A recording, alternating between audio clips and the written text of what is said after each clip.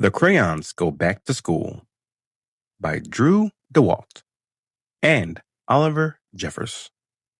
Summer's over and the crayons are going back to school. Yeah! Blue and beige wave goodbye to the beach. See you next year. Goodbye, beach. Later, dudes. The night before the first day of school can be very exciting. What am I going to wear? And it's nice to see old friends. Oh my gosh! Did you get taller? No, but you're looking marvelous. And make new friends too.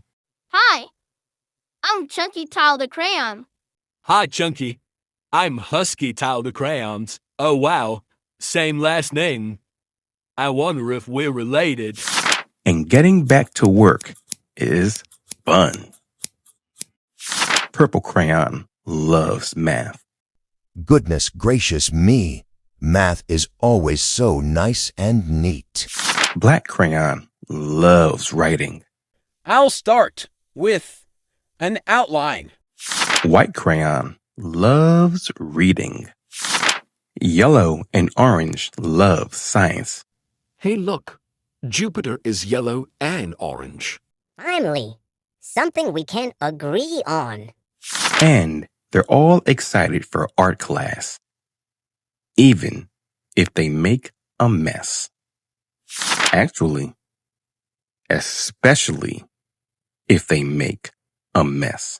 Did someone say mess? I Got the School Spirit by Connie Schofield Morrison.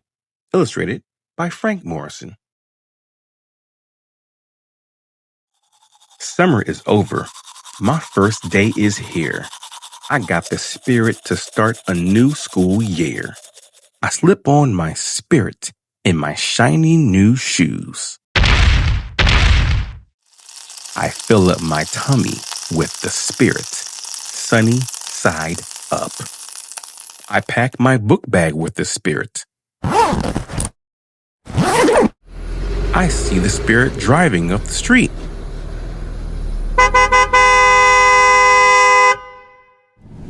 I share the spirit with the new friend next to me.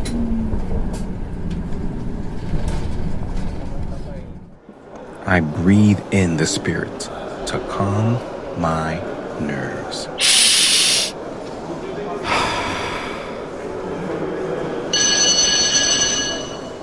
I wait for the spirit to call my name. Here. Here. We sing the spirit loud and clear. A, B, C. 1, 2, 3. I pass the spirit over to a friend.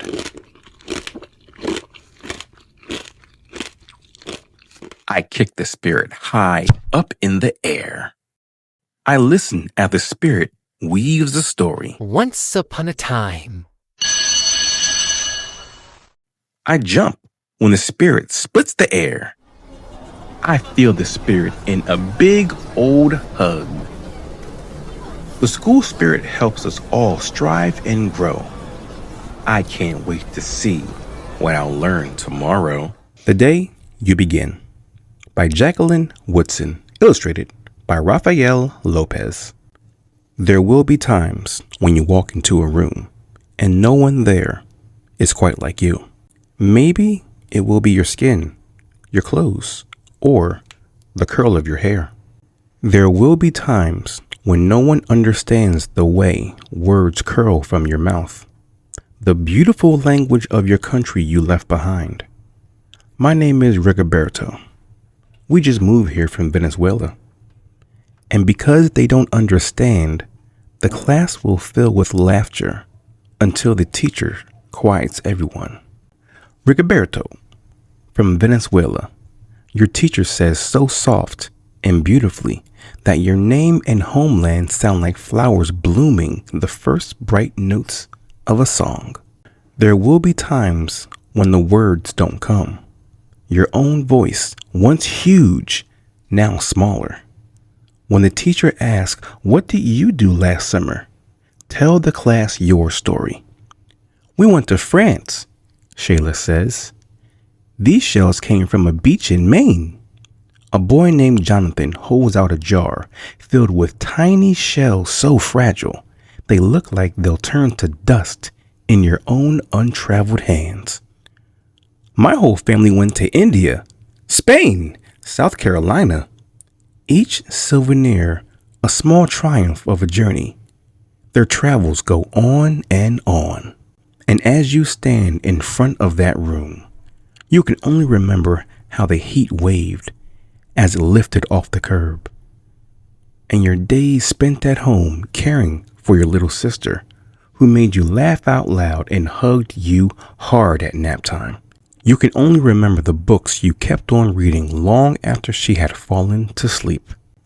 And in that room, where no one else is quite like you, you'll look down at your own empty hands and wonder, what good is this when other students were flying and sailing and going somewhere?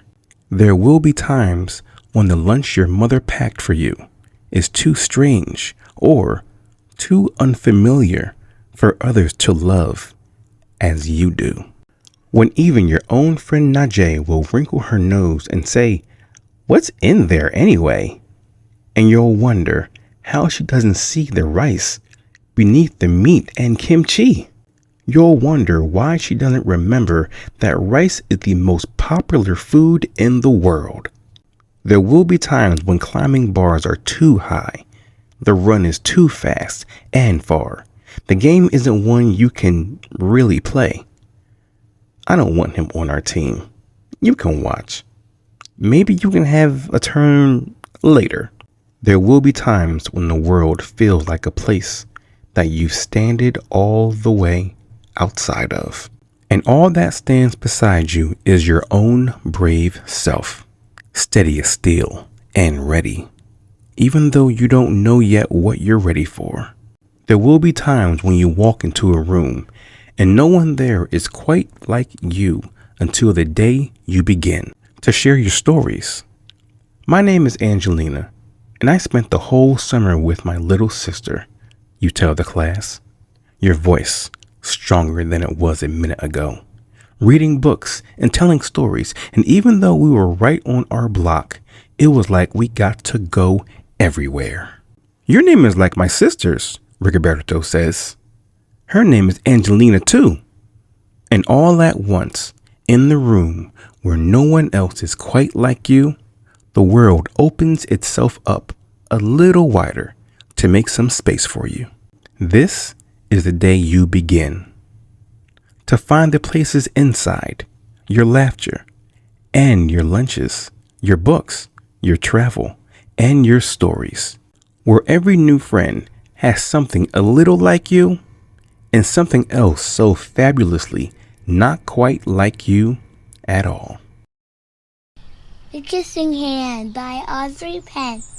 Illustrated by Ruth E. Harper and Nancy M. Lee. Chester Raccoon stood at the edge of the forest and cried. I don't want to go to school, he told his mother.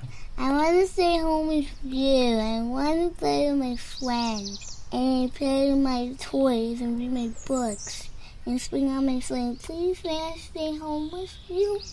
Mrs. Raccoon took Chester by the hand and nuzzled him on the ear. Sometimes we all have to do things we don't want to do, she told him gently, even if they seem strange and scary at first. But you will love school once you start. You'll make new friends and play with new toys, read new books, and swing on new swings. Besides, she added, I know a wonderful secret that will make your nights at school seem as warm and cozy as your days at home. Chester wiped away his tears and looked interested. A secret? What kind of secret? A very old secret, said Mrs. Raccoon. I learned it from my mother, and she learned it from hers. It's called the Kissing Hand. The Kissing Hand? Asked Chester. What's that? I'll show you. Mrs. Raccoon took Chester's left hand and spread open his tiny fingers into a fan. Leaning forward, she kissed Chester right in the middle of his palm. Chester felt his mother's kiss rush from his hand, up his arm, and into his heart. Even his silky black mask tingled with a special warmth. Mrs. Raccoon smiled.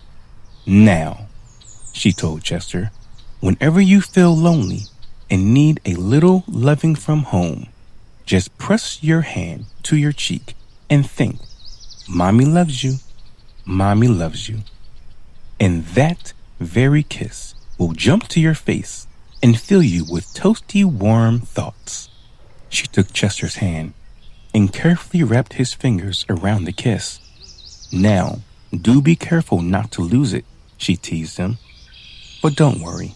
When you open your hand and wash your food, I promise the kiss will stick." Chester loved his kissing hand. Now he knew his mother's love would go with him wherever he went, even to school. That night, Chester stood in front of his school and looked thoughtful. Suddenly, he turned to his mother and grinned. "Give me your hand." He told her. Chester took his mother's hand in his own and folded her large familiar fingers into a fan. Next, he leaned forward and kissed the center of her hand. "Mwah. I have a kissing hand too," he told her, and with a gentle "Goodbye. and I love you." Chester turned and danced away. Mrs. Raccoon watched Chester scamper across a tree limb and enter school.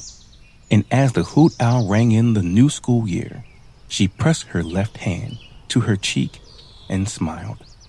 The warmth of Chester's kiss filled her heart with special words.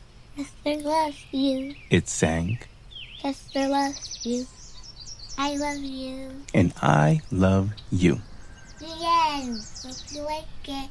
Like and subscribe for more Reading Robinson's books. Thanks for watching. See you next time. Bye-bye. Thanks for watching Reading Robinson. Thank you so much for listening to the book. Like and subscribe and comment what was your favorite part. Thanks for watching. Keep watching, keep reading, and we'll see you next time.